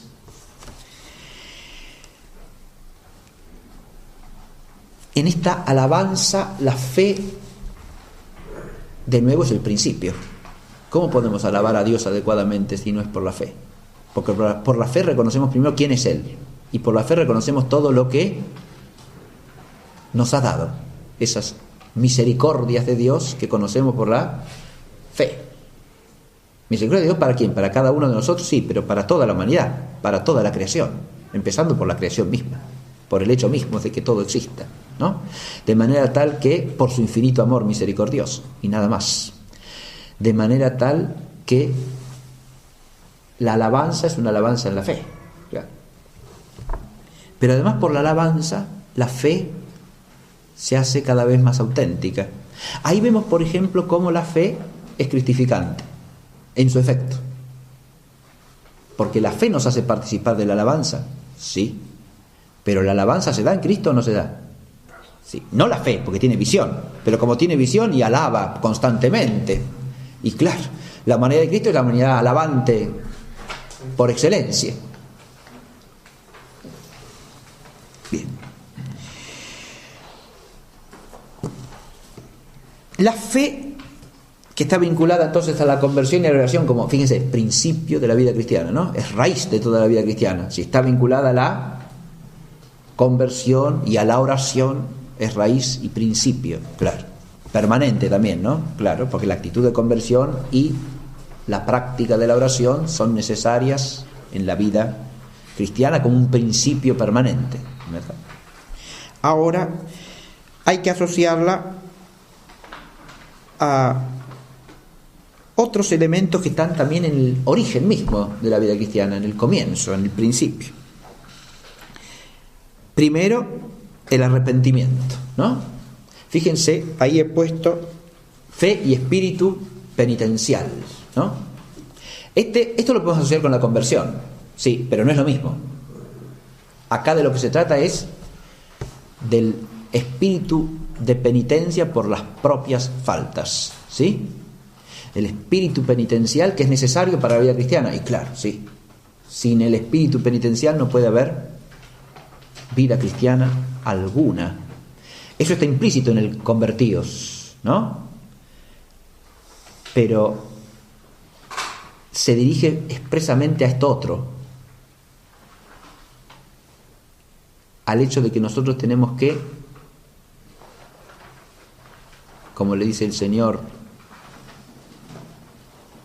a la mujer pecadora, ir y no pecar más. Vete y no peques más. Ahora, esto se contrasta a su vez con la vocación a la que hemos sido llamados por Cristo. Sed santos como vuestro Padre Celestial es santo. Esa es nuestra vocación. Hemos recibido la gracia de Dios ¿para qué? Para vivir según esa vocación. Eso que llama el Concilio Vaticano II el llamado universal a la santidad, la vocación universal de todos los fieles, de los que tienen fe, a la santidad. Y este llamado universal a la santidad se hace a seres humanos que tienen la fragilidad de poder pecar, ¿no? Por eso es necesario, para vivir ese llamado, el espíritu de penitencia. El espíritu de penitencia implica, primero que nada, el desarrollo en nosotros del rechazo del pecado, ¿no? Claro. El rechazo del pecado no puede existir sin el amor al bien. ¿Cuál es el bien al que se opone el pecado? Y Dios mismo. Acá ya empezamos a ver con toda claridad cómo en lo anterior estaba implícito, pero acá cómo la fe es inseparable del ágape que obra, ¿no? En nosotros. ¿Por qué? Y porque, insisto, ¿cómo puede haber rechazo del pecado si no hay amor del bien, respecto del cual el pecado es una privación, ¿no? Ahora, el amor del bien, ahora es el amor de qué bien. El amor de ese Dios que es el Padre y el Hijo y el Espíritu Santo, que se nos comunica por Cristo para que vivamos con Él y en Él. De manera tal que, primero, sin la fe no podemos ni entender en qué consiste el pecado en el fondo, ¿no? Y hasta qué punto el pecado es algo que debe ser evitado. De nuevo Santa Teresa dice algo impresionante al respecto, ¿no? Santa Teresa se refiere a ciertas visiones que ha tenido en su oración, ¿no? Y como dones místicos, ¿no? Y dice que cuando ha visto en esa especie de comunicación mística la fealdad del pecado, o sea, espantado hasta tal punto que quería que cesase la visión, ¿no? Pero eso implica que ve a Dios de alguna manera, ¿no? Es decir, hay un anticipo de la visión allí, ¿no? Ese es el problema de la visión mística, si se identifica o no con la visión beatífica. Santa Teresa parece insinuar que sí, ¿sí? Según los teólogos místicos. San Juan de la Cruz lo niega en redondo, dice que no. Y es la opinión más probable. Es la teológicamente más sólida. Bien, pero Santa Teresa sugiere más o menos. Bien. Pero de todas maneras, ese don místico le permite tener una visión más allá de la mera fe, ¿no? Es decir, es más allá en cierto sentido. Si uno sostiene la opinión de San Juan de la Cruz, más allá solo accidentalmente, ¿sí? Que es lo más probable, insisto, lo más razonable. Pero lo que quiero destacar es que es la visión positiva del bien que es Dios lo que nos lleva a rechazar el pecado, claro. En la medida en que la fe se arraiga y es más luminosa en nosotros, y más completa y más plena, no digamos que nos hagamos inmunes al pecado, pero nos hace más ajenos al pecado. Nos hace más conversos a Dios, ¿no? Y por lo tanto más ajenos a lo que se le opone. El espíritu penitencial no solo implica rechazo del pecado, implica también la capacidad de reconocer el propio pecado. Es decir, la humildad de reconocerse pecador, ¿no? Eso está tan destacado en la enseñanza de Jesucristo, ¿no? En todas sus dimensiones. Primero, en la dimensión que podríamos llamar estrictamente teologal, ¿no? El hombre tiene que reconocerse pecador delante de Dios para poder recibir el perdón de Dios. Reconocer que el pecado viene de Él, ¿no? Pero esto va asociado también a que el hombre no se pretenda juez del pecador, a que no nos pretendamos nosotros ser Dios para el prójimo, ¿no? De manera que no nos erijamos en jueces soberanos del pecado del otro, ¿no? Es a lo que no tenemos derecho. Que no se puede confundir jamás con el no discernimiento entre el bien y el mal, ¿eh? No juzguéis, quiere decir, no os pretendáis jueces soberanos del otro, porque el otro es como vosotros, como cada uno, ¿no? En el sentido de que somos pecadores, ¿no?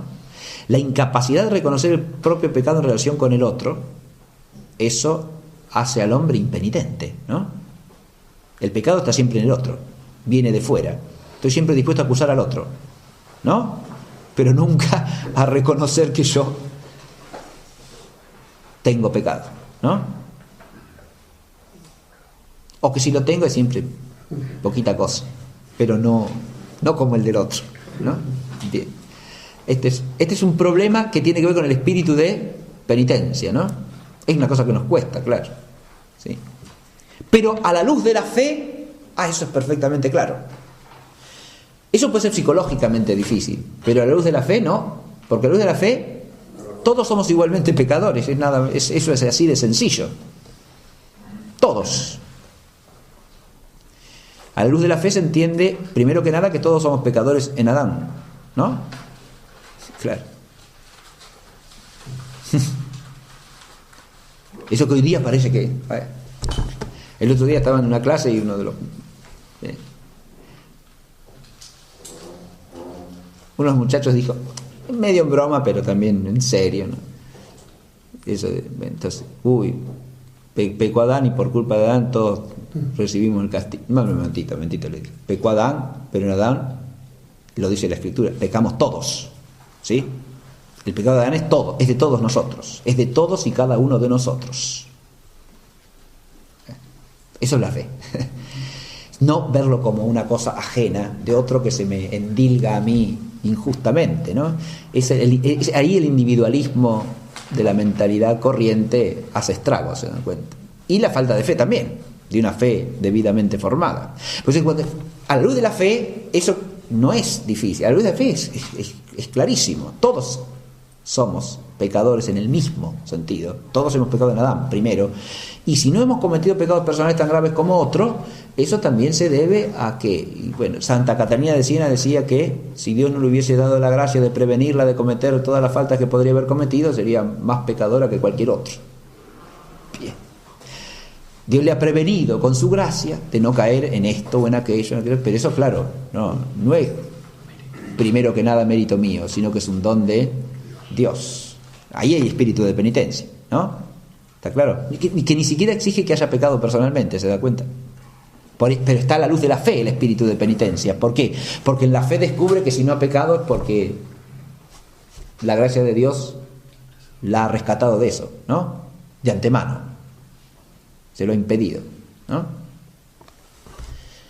Mejor dicho, le ha dado a su libertad el don suficiente para que no cayese, ¿no? Bien, según la infinita providencia de Dios. Bien.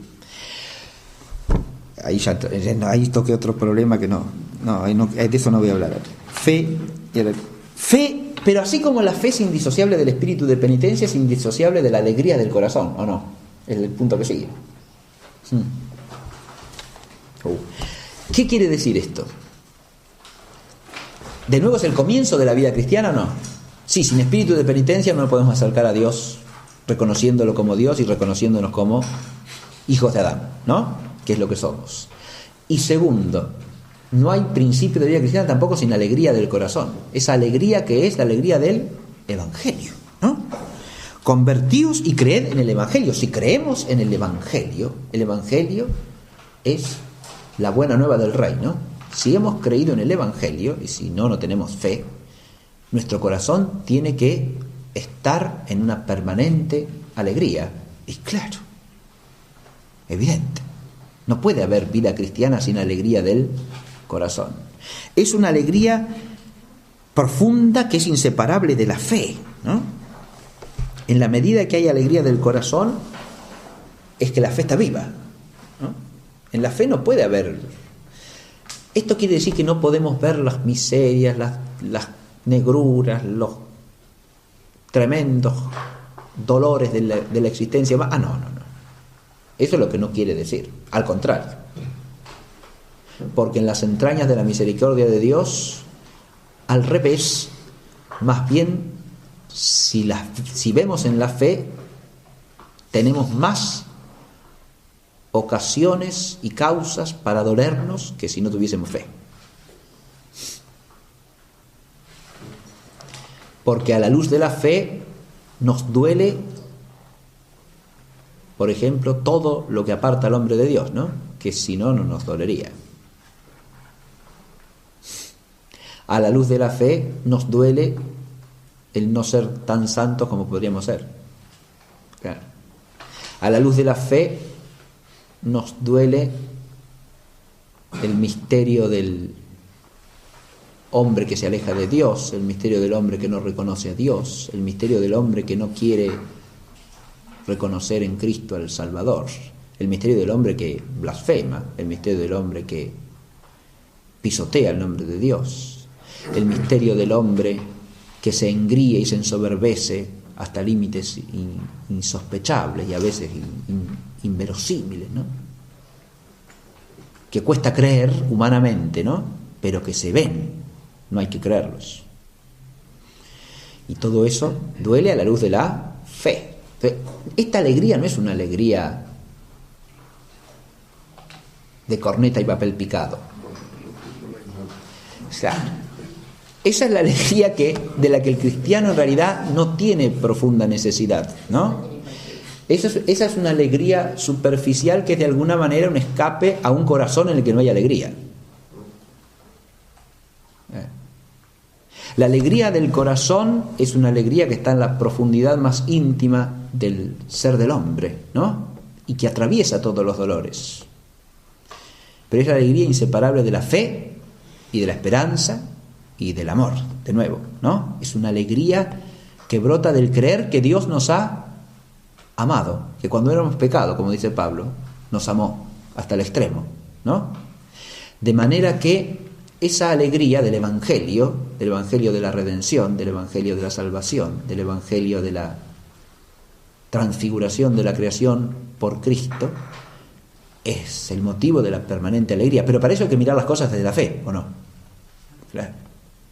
Fíjese, aun cuando asistimos al espectáculo de que nosotros los hombres queramos hasta distorsionar la naturaleza humana totalmente, ¿no? Y deformarla y pertinazmente rechazar la soberanía de Dios sobre el hombre, sabemos en la fe, con certeza infalible y máxima, que lo que Dios ha creado es para siempre. Así que por más que el hombre haga, la naturaleza no la puede transformar esencialmente nunca. La podrá herir accidentalmente, pero nunca cambiarla de lo que Dios la ha hecho, porque el poder de Dios es infinitamente superior al del hombre, y la obra de Dios no está en el mismo plano que la del hombre, es siempre superior. Eso no quiere decir que las consecuencias terribles del apartarse el hombre de Dios no nos hagan temblar, ¿no? No, de nuevo no. Pero hay, si se quiere, un optimismo de la fe, porque al final prevalece Dios. Por lo tanto, al final prevalece el bien. Esto es lo que vemos en la fe. Aunque no lo veamos en la experiencia humana. Aunque no nos esté humanamente dado a la vista, nos está dado en la fe. Por eso esa alegría del corazón es inseparable de la fe, de la mirada de fe, de ver la creación desde Dios. Pero eso lo podemos hacer solo por la fe.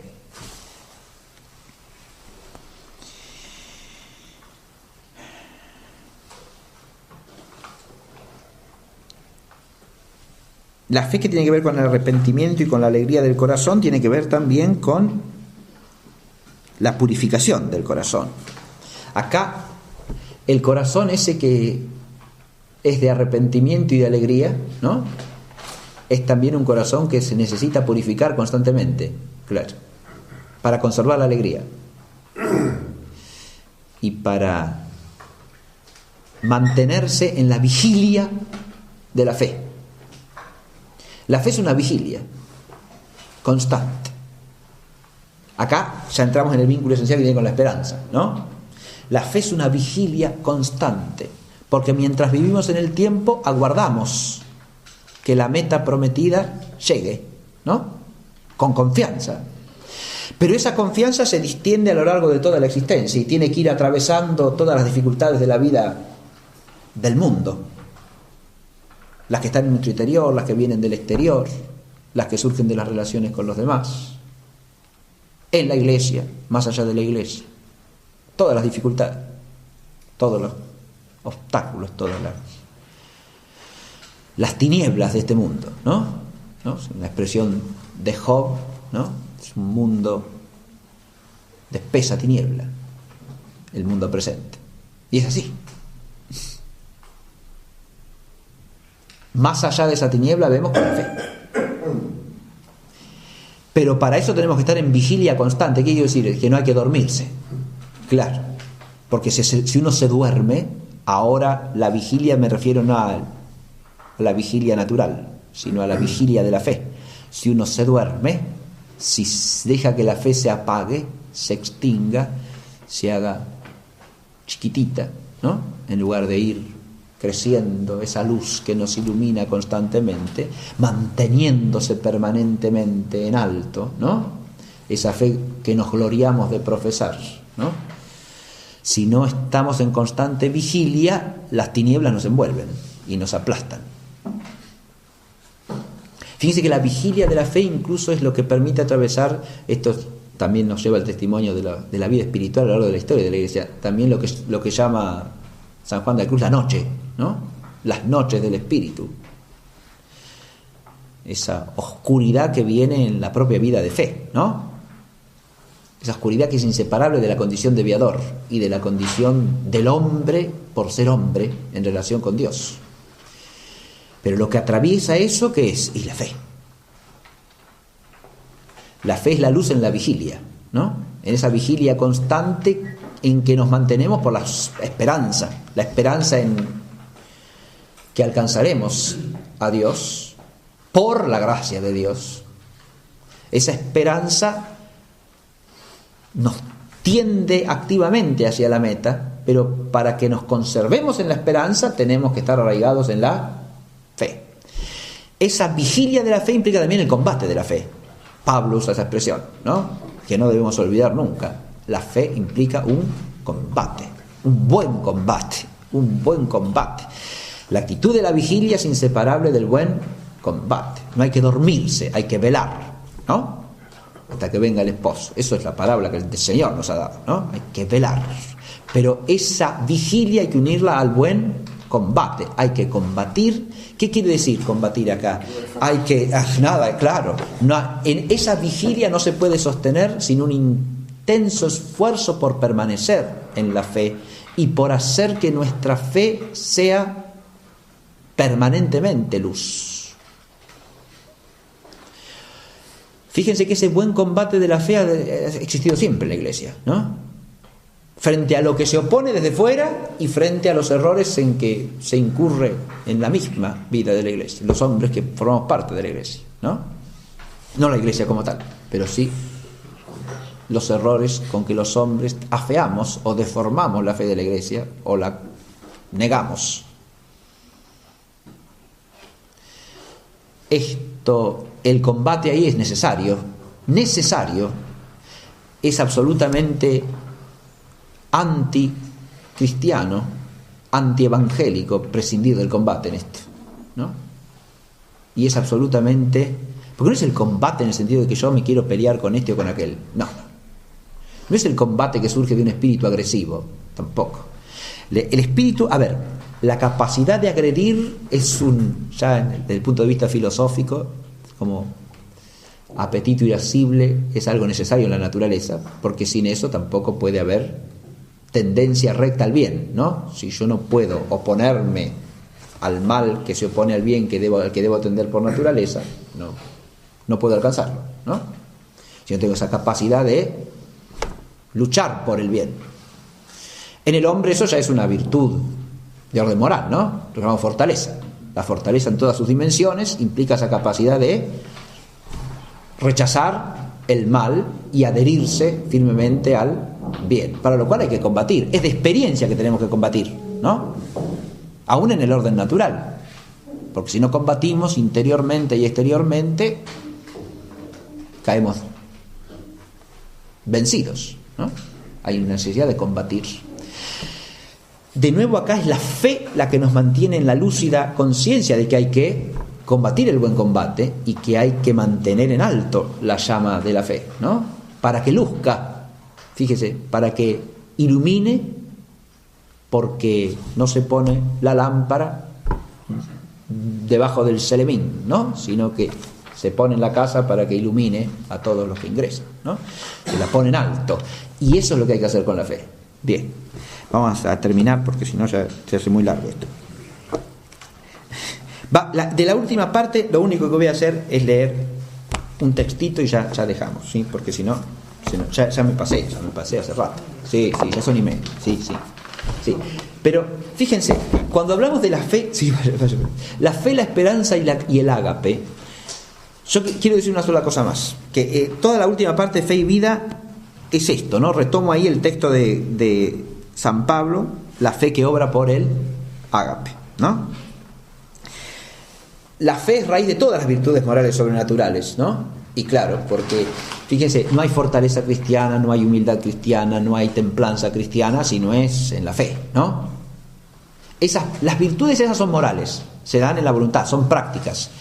Pero si no tuviésemos la fe, no sabríamos ni siquiera lo que estamos haciendo. Y si ni siquiera tenemos conciencia de lo que estamos haciendo, no es auténtica virtud, ¿no? Es una operación externa como mecánica que no tiene raíz en la contemplación de la verdad, ¿no? Entonces no es verdadera virtud. Entonces sin fe no hay virtud moral sobrenatural. No puede ser. Eso es clarísimo, ¿no? Todas las virtudes morales sobrenaturales, a su vez, son la base de que en nosotros el espíritu pueda apropiarse de nuestra existencia y podamos vivir no ya solo según la virtud, sino los dones del espíritu, ¿no? Y las bienaventuranzas. Bien.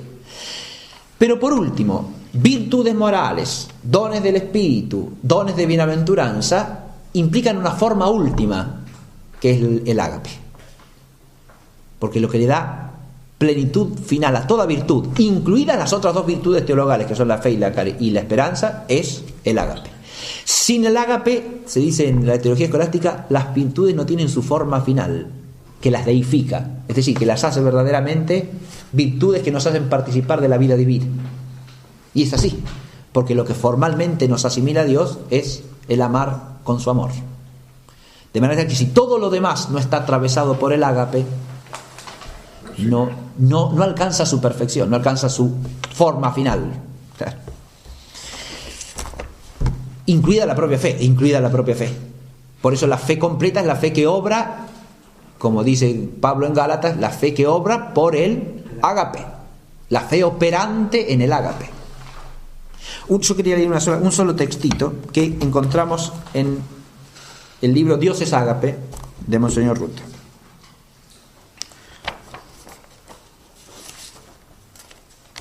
Porque nosotros estamos acostumbrados a pensar en la fe y la esperanza que da como virtudes, y está bien, ya lo explicamos en la clase anterior eso, ¿no? El concepto de hábito, el concepto de virtud, y cómo entendemos que fe, esperanza y caridad, entendidas en el sujeto individual, son virtudes. Pero el ágape no se puede reducir a una virtud. No, todas. Primero que nada, el ágape máximamente, ¿y por qué no? El ágape no es meramente una virtud. Porque el ágape, y acá vamos a Juan, ¿no? El ágape es primero que nada el amor con que somos amados.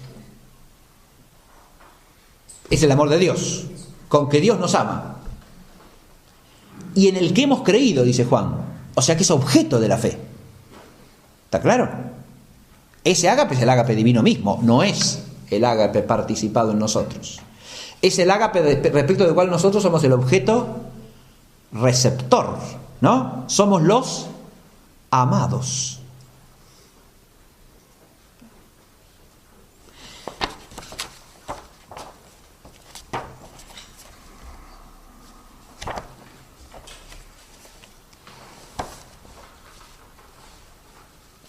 Los amados.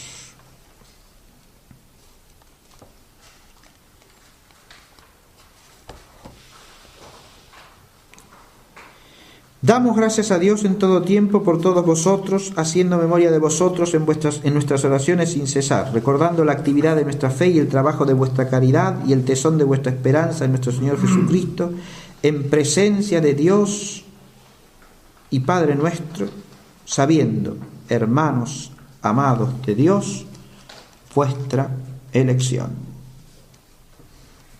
Esto es Primera a los Tesalonicenses, capítulo 1, versículos 2 al 4.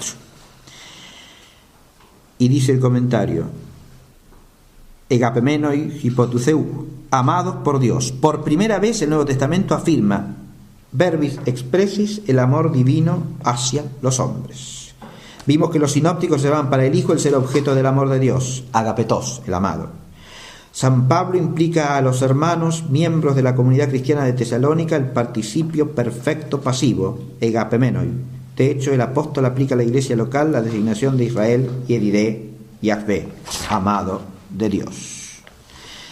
Tenemos entonces que el ágape primero es ese ágape de Dios con que nosotros somos amados. Es lo que dice Juan, no consiste el ágape en que nosotros amemos a Dios, sino en que Él nos amó primero. Y este amor de Dios que recae sobre nosotros es objeto de la fe, ¿o no? Esta es la primera relación entre fe y ágape que hay que ver. No entre el ágape como virtud y la fe como virtud. Antes de eso, el ágape mismo es el objeto propio de la fe cristiana. Entra en el objeto propio. Porque creemos en el Dios que es Padre, Hijo y Espíritu Santo como el Dios que nos ama. Porque el misterio que se ha realizado en Cristo es el misterio de su Pascua, que es el centro de toda la fe, de la economía, la fe económica, digamos así, la fe trinitaria y la fe económica, ¿no? La economía y Dios mismo. Pero el centro de la economía es la Pascua de Cristo, y la Pascua de Cristo es un don del amor de Dios. Y por esa Pascua hemos sido amados. Y si hemos sido hechos partícipes de esa Pascua por el bautismo, somos los amados de Dios. Pero además, esa gracia de Dios que recibimos en el bautismo comunica a nosotros una capacidad de obrar amando como Dios ama. Eso sí, esa es la virtud del ágape en nosotros. Pero por esa capacidad de obrar con un amor como el que Dios nos tiene, que no podemos tener como seres humanos, de nosotros mismos, ¿no? Porque ese amor que es el de Dios, solamente lo podemos actuar sobrenaturalmente, actualizar en nosotros como algo que existe por don sobrenatural. No es el amor humano. Puede abarcar todo amor humano en cuanto éste sea purificado y asumible por el amor divino, pero no es el amor humano. Ahora, esa virtud nos hace amar a Dios y al prójimo, a Dios y a los hombres, inseparablemente. Es lo otro que hace hincapié tanto Juan como Pablo, ¿no? Pero al hacer eso, establecemos una relación personal con Dios en el amor y con los demás hombres. Y el ágape es eso también. Esas relaciones personales, que no son solamente una virtud de nosotros, sino son una relación real con otra persona, porque el amor también es eso, ¿no? Si es ágape, y es ágape, el ágape como participación del ágape divino, implica primero que nada esa relación de amor en la cual realmente Dios nos ama y nosotros lo amamos, y en esa relación se establece ahora un diálogo, de nuevo, un diálogo personal, un diálogo que abarca la existencia entera, porque no es un diálogo de palabras, solo es un diálogo en el amor, ¿no? Que es lo que es el ámbito, es el hábitat propio, podríamos decir, de toda la vida cristiana. Sin eso no hay vida cristiana y no hay plenitud de la vida cristiana. Muy bien, con eso es suficiente. Muchas gracias.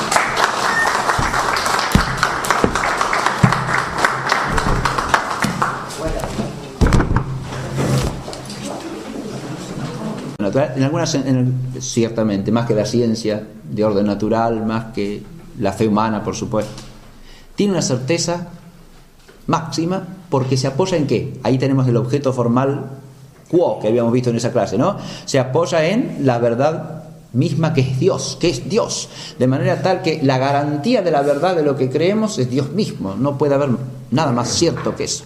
En la medida que el acto de fe existe, recae sobre todo el objeto material de la fe con una certeza máxima. ¿Sí? Bien. Entonces la fe es indeficiente en cuanto a la verdad, primero, y segundo es certísima. Tercero, es santificante. Puse ahí una pregunta. ¿Es santificante la fe? Cuando hablamos de la gracia en general decimos que la gracia es santificante, ¿no? La gracia es santificante. Muy bien. La fe es un don de la gracia. Ahora bien, ¿es santificante la fe o no? Y la respuesta es claramente afirmativa. Hay varios textos en San Pablo, hay muchos textos que hablan de la fe como principio de la justificación, es decir, de la santificación. Ahora, para decir la respuesta de modo preciso hay que decir lo que yo puse así, ¿no? La fe es santificante como principio de santificación. ¿Qué quiere decir esto? Que la justificación empieza por la fe, pero no se agota en la fe. Y los remito al texto de Gálatas que leímos primero, ¿no? Es la fe unida a una esperanza que nos conduce con confianza a la meta, pero también es la fe que obra por el ágape, es la fe que obra por el ágape. Esa es la que santifica, ¿no? Porque acá esto desemboca en otro problema para que se termine de entender esto. Claro que la fe es santificante. La fe es santificante como principio de santificación. ¿Qué quiere decir esto? Como la entrada en la comunicación santificante de la gracia. Claro, ¿no? Es el principio. Es santificante porque nos hace partícipes, como decíamos, de la sabiduría divina y de la verdad divina. Claro. Y eso es santo, ¿o no? Y claro. Sin duda alguna. Nos comunica con el Dios unitrino, nos hace vivir de cara a Él, de manera tal que, claro, que es el principio de la santificación. Porque por la fe conocemos que Dios es el Padre y el Hijo y el Espíritu Santo y lo podemos nombrar como quien es, ¿no? Ahí está el principio de la santificación. Y por la fe nos abrimos a la verdad que Él nos comunica. ¿Para qué? Para que por esa verdad se nos abra el camino de la vida verdadera, que es la vida eterna. Ahora bien, es principio porque es un inicio o una incoación de una vida de santificación que no se agota en el acto de fe. No. La fe, digamos así, es el principio, pero no es la totalidad de la santificación. Para que se termine de entender bien esto hay que ir a la cuarta propiedad. Ahí hay otra pregunta. ¿Es la fe cristificante? Porque, fíjense, la santificación es otra cosa que la deificación, para usar el término usual en los padres griegos, ¿no? La theosis, la deificación, según aquella expresión que aparece en San Atanasio, ¿no? El verbo que conviene que recordemos para entrar en la clase, ¿no? La fe nos pone en relación, nos relaciona realmente con la verdad primera, con Dios como verdad indeficiente, de manera que la fe considerada objetivamente es infalible. ¿Y la fe subjetiva también? La fe subjetiva también es necesariamente fe en la verdad. La fe divina, en cuanto es participada subjetivamente, sí. Entonces no nos podemos equivocar en la fe. No, claro. En cuanto por la fe divina adherimos al objeto propio de la fe divina, no cabe error jamás. Como dice, la expresión que figura ahí está tomada del Concilio de Trento. En uno de sus documentos, el Concilio de Trento define precisamente esto, ¿no? Que sobre la fe divina no puede caer objetivamente nada falso. Nada.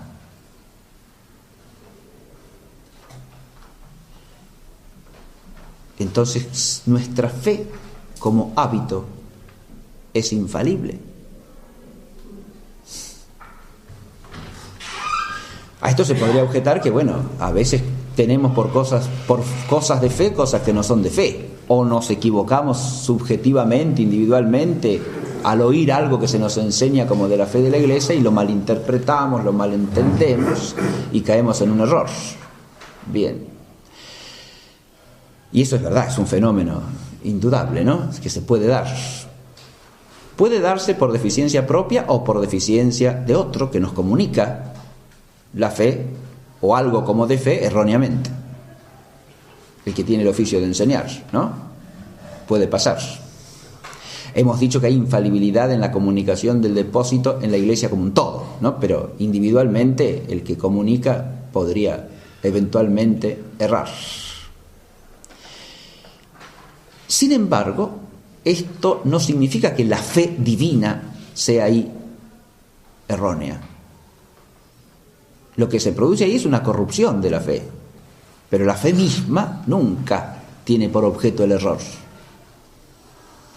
Accidentalmente puede caer bajo el hábito de fe algo que se ha enseñado como de fe sin serlo. Sí, pero eso es precisamente una corrupción de la fe, y propiamente no es objeto de fe el que tenemos delante. Por lo tanto, sobre él no se actualiza propiamente el hábito de fe. La fe subjetiva es participación de la fe de la Iglesia. Y si la fe de la Iglesia es indeficiente y es infalible en su totalidad, tomada adecuadamente, digamos así, la fe subjetiva, tomada en sentido propio, también lo es. Lo que puede fallar es el entendimiento del creyente en cuanto que es humano. Pero como la fe se da en cuanto hábito, en el entendimiento como sujeto propio, ahí puede caber el error, ¿se entiende? Puede fallar nuestro entendimiento al tratar de alcanzar el objeto de la fe, pero no la fe misma. En la medida en que el entendimiento está iluminado por la fe divina, en la medida en que lo está, es infalible porque recibe una luz de la sabiduría divina, es decir, una participación en la sabiduría misma que es indeficiente.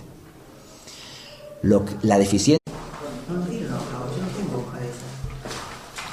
muy bien. Buen día. En el nombre del Padre, y del Hijo, y del Espíritu Santo. Amén.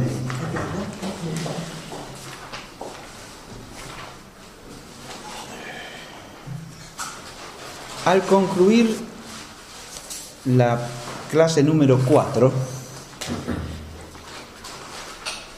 yo dije que la última parte de la clase, la tercera parte de la clase, la dejaba para después. Nos toca ahora retomar eso, ¿sí? Así que hoy vamos a empezar a partir de lo que era la tercera parte de la clase cuarta, que no alcanzamos a desarrollar y que va a ser la introducción de nuestra clase de hoy.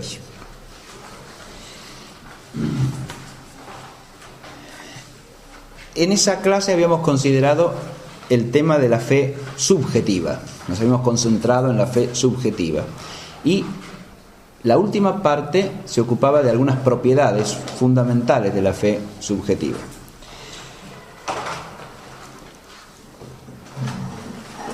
Pero antes de entrar en esas propiedades quiero enmarcar el conjunto de la clase, porque la clase de hoy trata sobre la fe y la vida cristiana.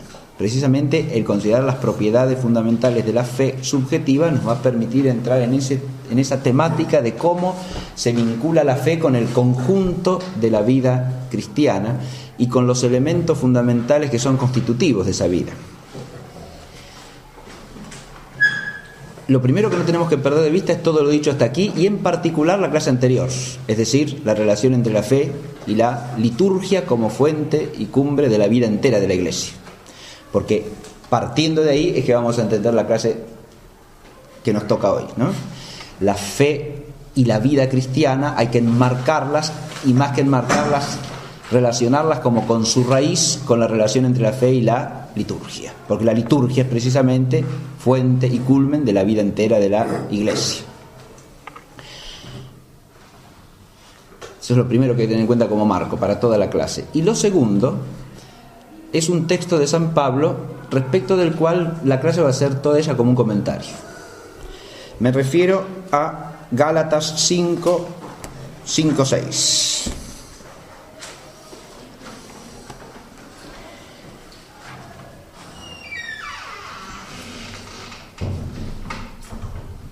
Pues nosotros, por el Espíritu, en virtud de la fe, aguardamos la esperanza de la justicia. Pues en Cristo Jesús ni vale la circuncisión ni vale la incircuncisión, sino la fe que obra por la caridad.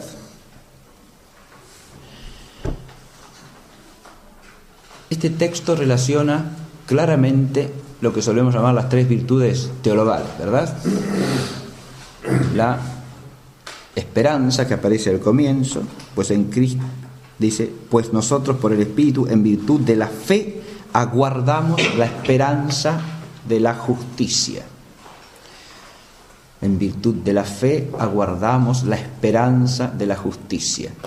En este texto es claro que esperanza, más que por la esperanza en nosotros, el hábito de la esperanza, está aludiendo al término de la esperanza, ¿no? La esperanza de la justicia viene a ser eso que aguardamos, ¿verdad? La esperanza de la justicia. Justicia hay que entenderlo siempre en San Pablo en el sentido de la justificación y la santificación que nos comunica Dios por su gracia. De manera tal que aguardamos la esperanza de la justicia. La esperanza aquí, insisto, nos remite al término de la esperanza, que es lo que aguardamos, al objeto propio, a la meta que esperamos alcanzar confiadamente. Eso es lo que aguardamos. Pero aguardamos eso, dice el texto de Pablo, en virtud de la fe. Está señalando que la fe es raíz de esa esperanza que tenemos puesta en la meta que aguardamos alcanzar. Pero luego dice que en Cristo no vale nada ni la circuncisión ni la incircuncisión, sino la fe que obra por el ágape. Esta es la otra frasecita fundamental del texto, ¿no? Lo que vale en orden a qué, a esa justicia de la que he hablado y al alcanzar esa meta que esperamos, ¿no? Lo que vale no es ni ser judío ni ser griego, ni la observancia de la Torá, es lo que desarrollaba en Romanos, ¿no? Ni la observancia de los preceptos de la antigua alianza, ni el servir a la conciencia según la propia razón natural, ¿sí? Ni ser griego ni ser judío, ni la incircuncisión ni la circuncisión valen para ser salvo, para la justificación, para eso solamente vale la gracia de Cristo. Pero acá no dice la gracia de Cristo, dice la fe que obra por el ágape, la fe que obra por la caridad o por el amor, como queramos traducir. Esa fe que obra por el ágape, eso es lo que vale. Ahora la fe en la oración precedente estaba vinculada a la esperanza, está vinculada al ágape. Muy bien. Este es el otro marco que tenemos que tener en cuenta para toda nuestra clase, porque en esta cuestión de fe, esperanza, fe y ágape es que vamos a desembocar como en el fin de la clase. Bien. Pero ahora sí, volvamos al principio y para retomar eso que había quedado pendiente. En su esquemita tienen ustedes enunciadas ahí 4 propiedades fundamentales y después el fundamento de esas propiedades. La primera es la infalibilidad de la fe divina. Esto se sigue claramente y necesariamente del objeto propio, porque el objeto propio que hemos explicado de la fe divina es Dios mismo como verdad primera. De modo que al creer con fe divina creemos en Dios y creemos la palabra de Dios. Ahora bien, en ese objeto no cabe error alguno, ni cabe engaño alguno. Por lo tanto, la fe necesariamente tiene un objeto verdadero, es infalible. Esta indeficiencia de la fe respecto de la verdad, lo primero, está de parte de nuestro intelecto en cuanto éste trata de alcanzar, y por un hábito, un esfuerzo humano, ¿no?, el objeto propio de la fe y entenderlo. ¿Sí? Bien. Pero eso es la corrupción de la fe, no la fe misma. Otra cosa, una cosita más agrego para seguir. Esto se relaciona también, o sea, un tema que tiene que ver con una expresión clásica que conviene retomar y reflexionar siempre, que es la del sensus fidei, el sentido de fe, ¿no? Si nuestro entendimiento se puede equivocar en alguna cosa, y eso es obvio que sí, porque es falible en cuanto a entendimiento humano, al captar el objeto propio de la fe, sin embargo, en la medida en que la fe objetiva arraiga en nuestra inteligencia y por lo tanto la totalidad de nuestro espíritu está abierta a la luz divina y vivimos en conformidad con eso y por lo tanto esa luz se arraiga progresivamente más y más, se genera en nosotros lo que se llama el sensus fidei, un sentido de fe, así como en la inteligencia natural hay lo que se llama el sentido común, ¿no? Es decir, una sensatez elemental a que nos induce la luz de la razón, ¿no? Hay una cosa análoga, que ese es el sentido de la fe, ¿no? Una sensatez elemental a que nos induce la luz de la fe. Pero ya no es una sensatez natural esta, sino sobrenatural. Es como un sentido que nos hace detectar que algo no encaja del todo en la verdad, ¿no? Que nos hace detectar que algo, aun cuando no tengamos la formación específica en ese aspecto, pero que algo de alguna manera repugna a la fe objetiva, ¿no? Eso es el sentido de la fe. Ese es un sentido que, obviamente, para existir implica todo eso que dije recién, por lo menos, ¿no? Una fe arraigada vivamente en la inteligencia, formada, ¿no? Y, al mismo tiempo, una vida conforme con la fe que haga que la luz de la fe realmente ilumine la totalidad del entendimiento. Porque fíjense, ahí hay una cuestión que tiene que ver con la naturaleza humana ya, ¿no? Sin la sinergia, o sea, sin la cooperación de la inteligencia y de la voluntad, o sea, de la teoría y de la práctica, la verdad misma queda arruinada o queda estorbada, ¿no? En el orden natural también pasa lo mismo. Si yo no vivo conforme a la verdad que entiendo, ¿no?, entonces la inteligencia de la verdad se va oscureciendo porque la voluntad y los afectos le ponen obstáculos al ejercicio del acto de entender, ¿no? En lugar de fomentarlo, ¿no?, y de con el amor a la verdad que brota de la inteligencia promover el ejercicio del acto de la inteligencia hacia su fin natural, que es la verdad, hace lo contrario, ¿no? Le pone obstáculos, la desvía, la entenebrece, ¿no? Bien. Esto también puede darse en el ámbito de la fe, claro. Puede repercutir así el ejercicio inadecuado de la vida práctica, es decir, puede repercutir en la falta de claridad y de lucidez en la propia fe. Bien. Segunda propiedad, ¿cuál es? La certeza firmísima. Esto es algo que los escolásticos han desarrollado con precisión, ¿no? Los remito al texto de Ramírez que había usado en esa clase, recuerdan, sobre la fe divina.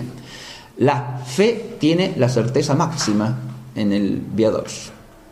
Es certísima, es más cierta que cualquier otra cosa. La certeza de la fe es máxima, ¿por qué? Más que la del conocimiento